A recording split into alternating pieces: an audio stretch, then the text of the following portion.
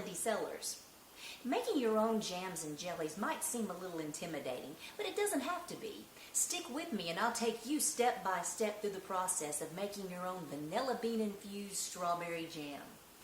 For the recipe that we're going to be demonstrating today, you're going to need 2 quarts of fresh strawberries, 7 cups of sugar, a 1/4 cup of lemon juice, and 8 of these half-pint little jelly jars. So, you ready to get started? All right, the first thing that you're going to do is to prepare your berries. These are wonderful organic strawberries that came from a family-owned farm in Indian Trail, North Carolina called Wise Acres. All I'm doing is just pinching the tops of the berries off. I don't see any bad spots on any of them so far, so all I'm doing is just pinching the green off. If you leave a little bit of that white on, that's okay, because actually the little tiny bit of white that's in the strawberry has some pectin in it, and even though we're going to be using commercial pectin, if you have a little bit of pectin in your fruit, it just helps to have a better set. So I'm going to keep doing this until we have 2 quarts of strawberries, and I will see you in a minute.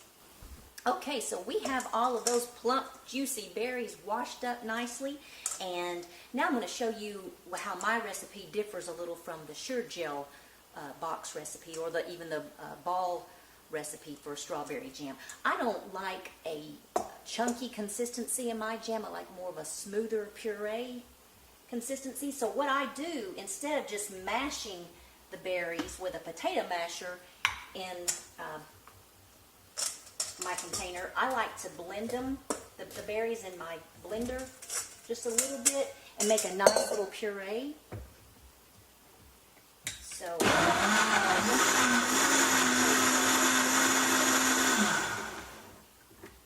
a little vodka to that, and that'd make a mighty fine drink right there. So let me show you. I hope that you can kind of see that's just a nice little pureed consistency. We have finished pureeing all of our strawberries, and now we're going to get to work to making this jam. What you're going to need to do first, I forgot to mention, is this is my water bath. It's actually a pressure cooker base, but this is going to work as my water bath canner today. You don't need to use a pressure canner when you're making jams and jellies, because the sugar content is so high that you don't require it to be pressurized in order to preserve it. So anyway, I have gone ahead and washed up all of my jars, and then now I'm sterilizing them in water. I've got some boiling water inside of this canner now, and I just got all of my jelly jars, my 8 jars down in here, and they're just getting nice and hot, and they're sterilizing at this moment.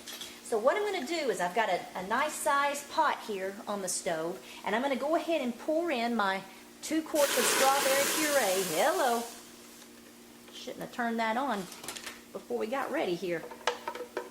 So I hope you can see this. I'm a one-woman show here. I'm the cameraman and the cook. Now to this puree, you're going to add your 1/4 cup of lemon juice. And I just squeezed my lemons in there and didn't strain them out beforehand. So anyway, I had to run it through the strainer there. So stir that in just a bit. Now to this mixture, you're going to add 1 package of Sure Gel, or I have something called Gel Ease. It's the same thing. It's just a commercial fruit pectin, and you can buy this at your co-op or grocery store. Anywhere you see jams and jelly jars sold, you can purchase this also. So as this is sitting here on the pot, your puree is sitting here on the pot heating up, you're going to start sprinkling in your fruit pectin. And just give that a stir. And you want to keep it on about medium high to high, but you want to make sure that you do keep it on high, that you're stirring it the entire time, because this could burn if you don't watch it. But what you're waiting for is for this mixture to come to a continuous boil for 1 minute without stopping. And after it does that, we're going to add the sugar. So I'm going to shut the camera off for just a few minutes and let this come to that boil, and I'll show you that part in just a moment. Now, this is the most important part, to me anyway, because this is going to really add a powerhouse of flavor, and it's going to give your jam a flavor unlike any other store-bought jam that you've ever seen, for sure. And this recipe won me a blue ribbon at the Stanley County Fair, so it is good stuff. What you're going to do is you're going to buy some vanilla beans. These are Madagascar vanilla beans, and I just got them at the grocery store, the McCormick brand. And you just need a half of one. A little goes a long way. But if you see the bean, it smells so wonderful.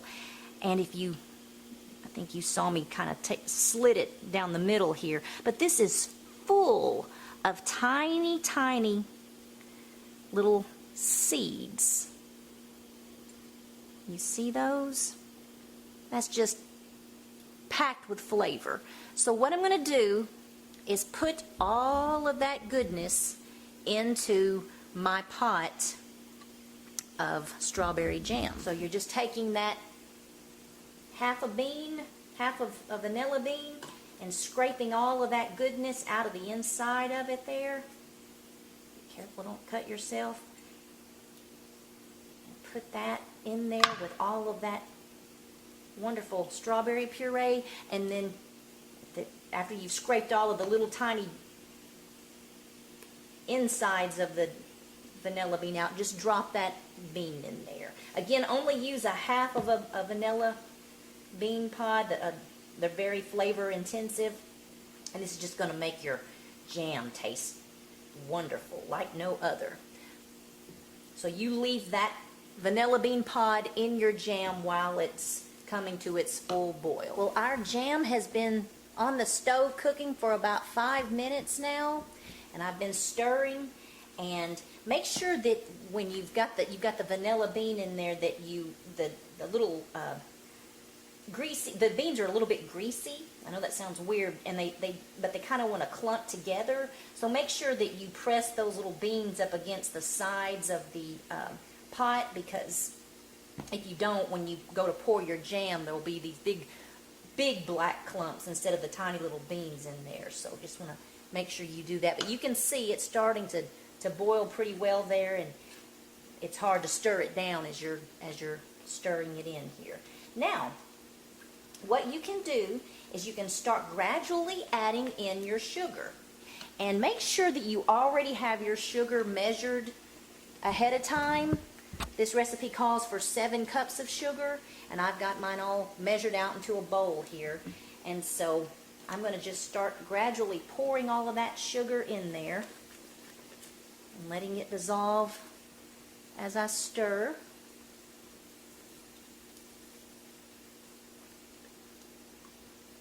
I wish you could smell this. It's wonderful.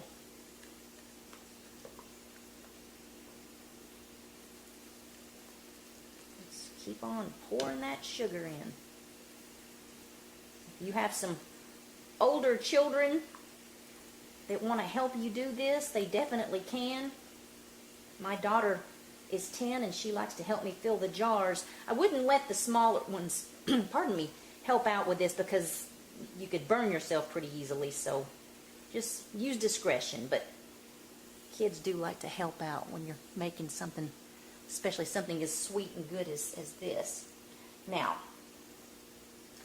after all of that sugar has been dissolved, we're going to keep this up on high and continue to stir, and let this come to another full out boil. And we have to time it for 2 minutes. It has to boil for 2 minutes. And after it's done that, we will be ready to put it in jars.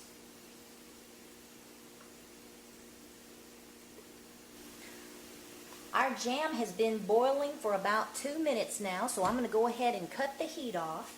And I don't know if you can see there's a little foam on top here.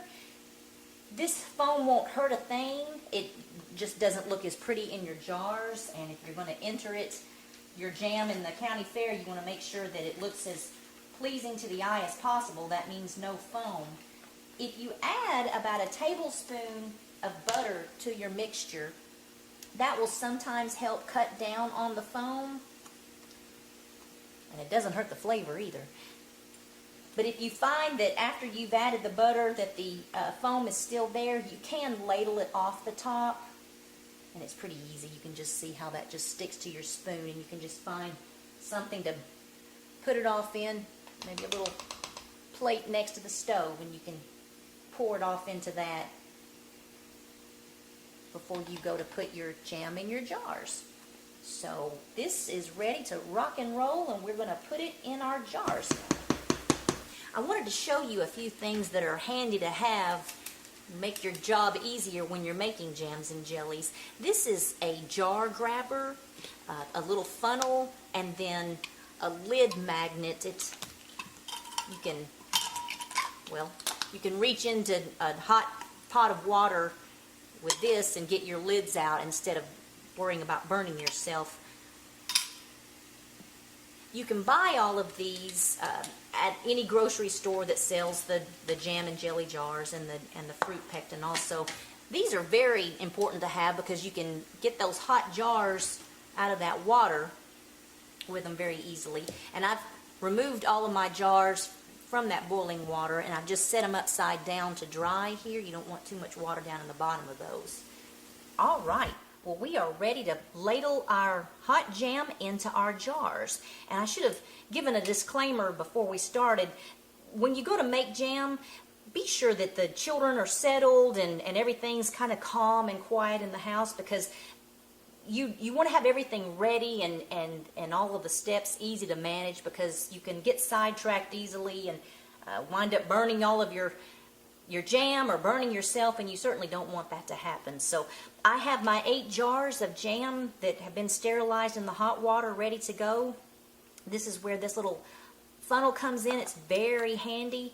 You just put that in one of your jars and then start ladling in that hot liquid. And please be very careful. Again, if you do have your children help out, make sure that they're capable, because this is very hot and it will burn you if you're not careful.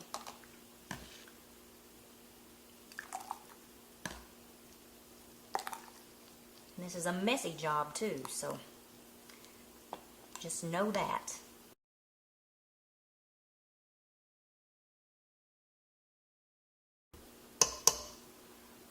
Well, we have all but one of our jars filled.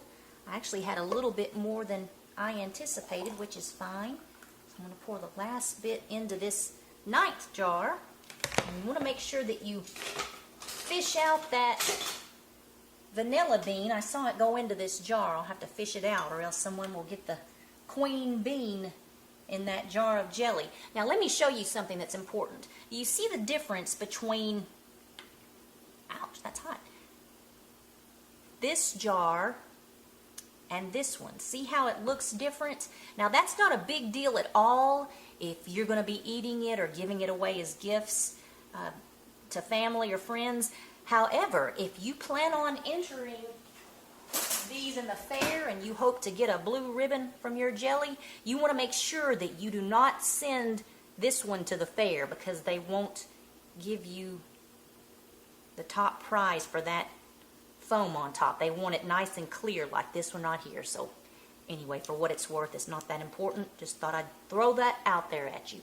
Also, there is something called headspace. You want to make sure that when you're pouring your jam in your jars that you leave about 1/4 of an inch of headspace. And you can see where this little small band is. You want to make sure that you pour your jam up to that part. Don't try not to go any further. It just might affect the way it seals.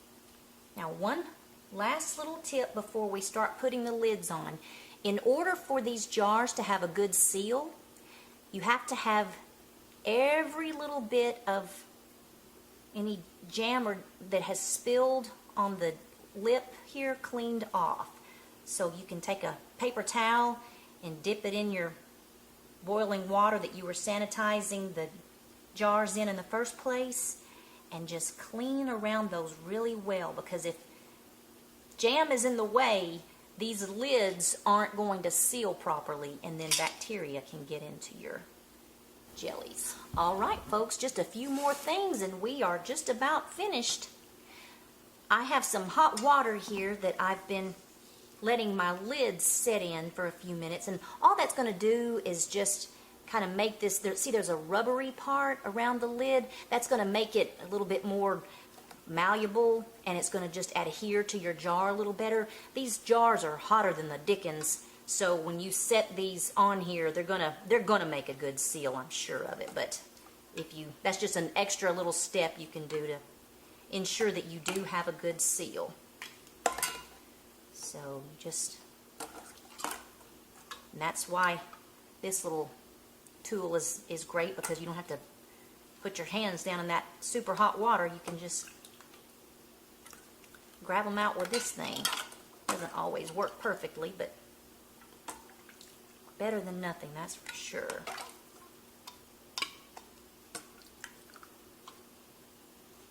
Okay, and now you have your rings. So you're just going to put your finger on top of your lid like that. I couldn't see that, my hand was in the way. Let's try it again. There we go. That just holds your lid in place. And then screw your bands on. And do that to every one of them.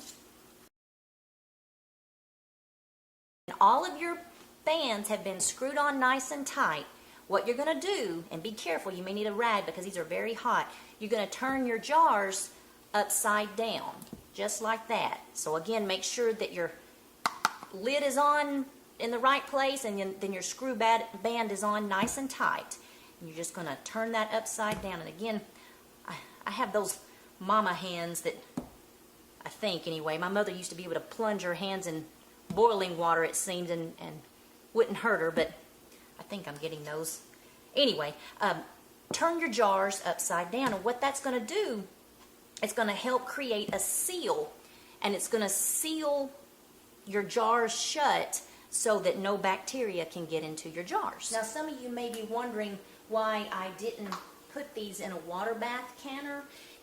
Since there is so much sugar content in here, 7 cups of sugar, it's going to preserve it fine. You're not going to need to put it in a water bath canner. And after these have sat for a little while, you're going to hear a little popping sound. And if you come back later on in about an hour or so, you're not going to be able to press down on this lid anymore. It's not going to make a little indentation sound. It's going to be sealed shut, and you will be able to tell that it's on there. It's created a vacuum seal. Now, if in case that didn't happen, what you would do is get a big pot like this and make sure that your lids are on tight. Bring your water to a boil. Set your jars down into the water bath canner. Make sure that there's about 1 inch of water over the lids, and let those boil for about 10 minutes. And if they're not sealed after that, then I'm not sure what the problem is. Maybe make sure you don't use old lids. You want to make sure you always use new lids, because the old ones won't seal. So that is it. See, that wasn't that hard, and you can do it. I know you can. You can email me if you have any questions. I'll be glad to help out any way I can. The ball canning book is a wonderful resource for learning how to do this. I was self-taught and didn't have anybody, not even a video, to show me how to do this. So if I can do it, if I could do this as a young bride, anybody can. So good luck, and thanks so much for watching.